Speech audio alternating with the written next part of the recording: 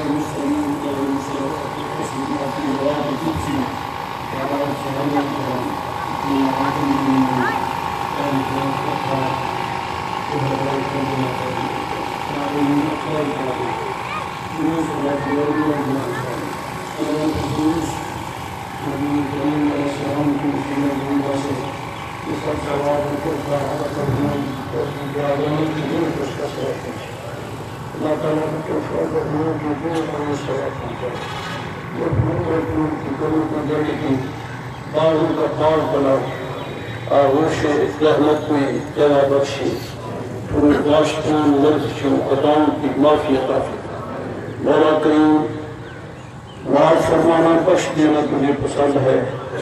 तेरे आदम बंदे इस आदम बंदे को अपने तमाम कर हुकूक से शामिल हुए गलतियों से दुनिया वो सब माफ कर रहे हैं और अपनी पूरी माफी अदा कर। अल्लाह ताला इनके पसमानदान को, इनके बिरादरी गिरामी, अहले खाना, अहले मोहब्बत और सआदत वैसे अहले नस्बत सबको अल्लाह ताला सौरी जमीन अता कर। अल्लाह ताला हम पाक के सर के अजर जज़ील अता कर। रब्बिल फिक्र वरहम व अंत खैरुर राहिमीन। सल्लल्लाहु तआला अला नबीहिल करीम व अला आलिहि व सहबिहि अजमईन।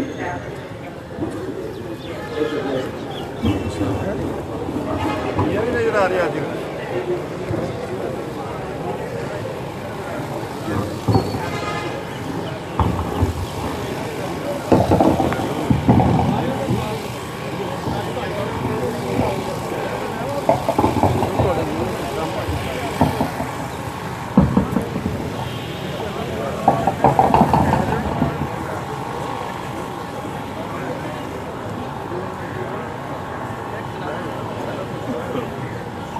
Ya salam.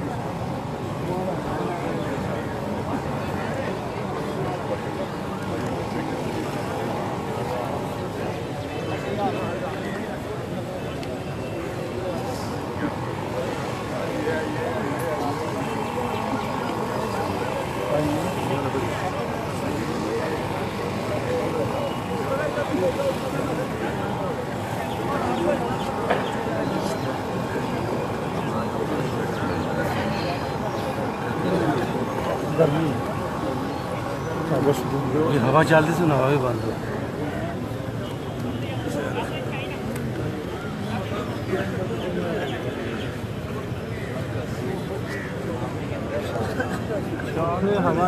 हवा नहीं बाहर ले लो, बाहर थोड़े कर लो।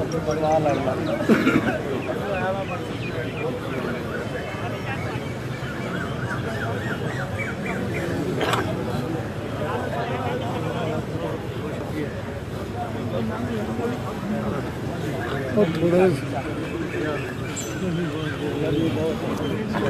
गर्मी वाकई बहुत है तो तके ना मारो, थोड़ा बोलो मेहरबानी।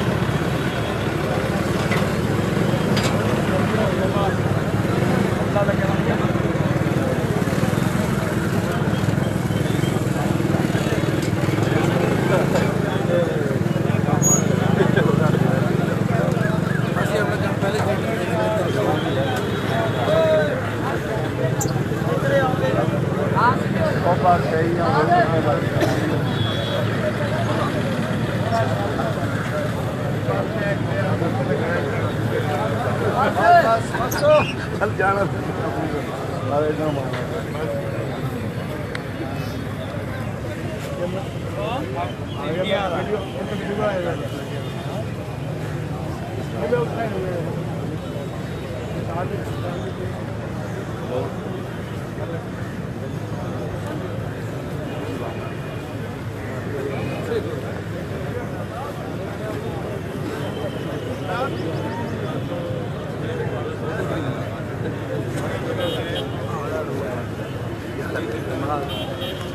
जन्नती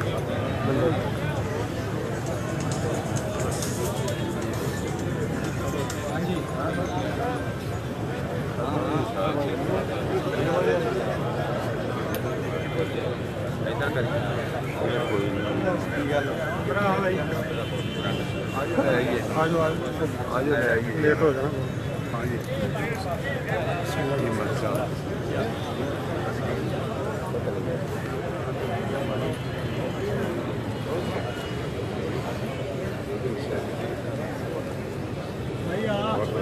कहते 2 मिनट रुक जाओ कहते हाँ बाबा लेके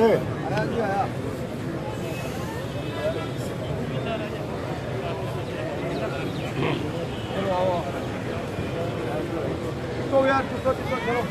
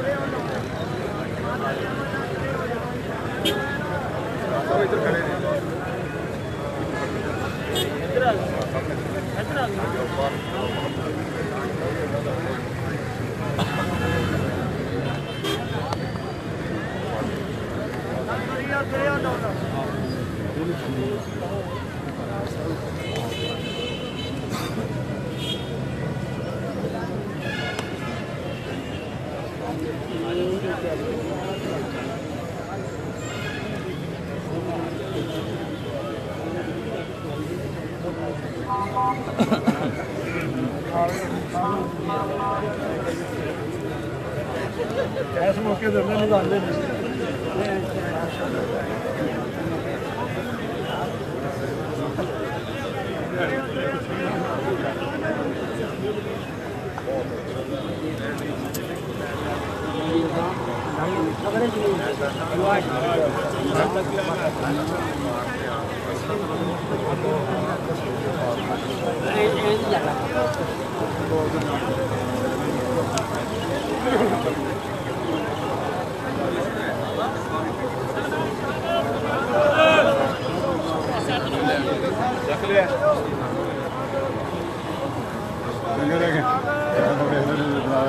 मैं वही गल करता मैं खान साहब भाई चौकत